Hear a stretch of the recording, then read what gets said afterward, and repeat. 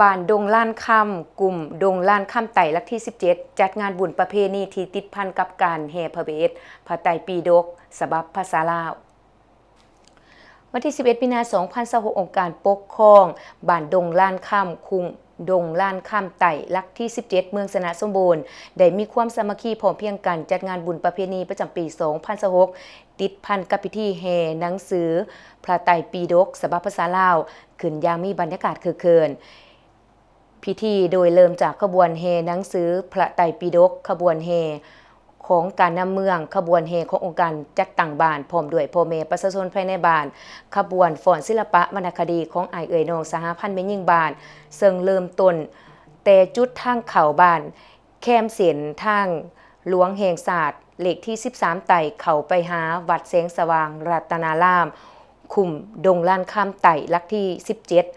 ต่อจากนั้นก็ได้เข้าสู่พิธีไหว้พระหับศีลสูตรปริตะมงคลและถวายหนังสือพระไตรปิฎกฉบับภาษาลาวให้แก่คณะสงฆ์ของวัดบ้านดังกล่าวทั้งนี้ก็เพื่อเป็นการรักษาใดวัฒนธรรมฮีตของประเพณีอันดีงามของศาสตร์ของท้องถิ่นก็คือคนลาวชาวพุทธที่เคยปฏิบัติกันมาแต่โดนนานเพื่อให้ลูกหลานผู้ที่เกิดใหม่ใหญ่รุ่นจักฮีตของประเพณีรักษาไว้ให้ยืนยงเคียงคู่กันนั้นยังเฮ็ดให้ฮู้ถึงความหมายความสำคัญของพระไตรปิฎกแม่นคัมภีร์ที่สำคัญทางด้านพุทธศาสนาที่เป็นหลักธรรมคำสอนของพระสัมมาสัมพุทธเจ้าซึ่งมีอยู่ 84,000 พระธรรมขันธ์และถ้าเป็นการสมทบทุนเขาในการก่อสร้างศาลาโฮงธรรม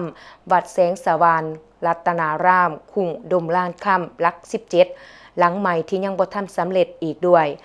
เขาร่วมในพิธีในครั้งนี้มีพระอาจารย์บุญเฮียงเกี่ยวสุริยันคณะองค์การพุทธศาสนาสภาลาวเขตสงฆ์คำหลวงเจ้าอธิการวัดอัมพาวันนารามบ้านพัฒนาซ่อนภาคพระอาจารย์บุญมี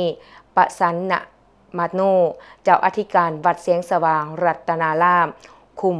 ดงล้านค่ำไต่ลักที่17พร้อมด้วยพระสงฆ์สามเณรภายในวัดดังกล่าวภายนอกมีคณะของการแนวเล่าสางศาสตร์เมืองทานสุขสมรเกี่ยววิจิตในบ้านดงล้านค่ำพร้อมด้วยองค์การจัดตั้งทุกขันบ้านเฒ่าแก่มณฑลและพ่อแม่ประชาชนภายในบ้านเขาร่วม